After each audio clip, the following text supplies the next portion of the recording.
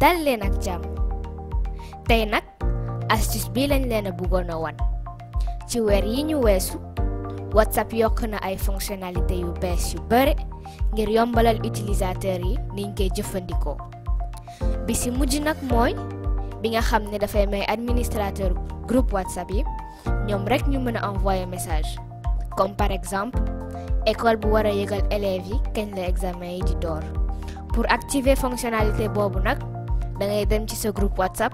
après nga dem menu info du groupe nga bës paramètres du groupe après envoi de message après nga tànn admin uniquement boo paree nga bës OK léegi sa groupe yow rek yaay mën a envoyer message lii lañ leen andiloon tey di leen jox dig daje beneen yoon ak beneen astuce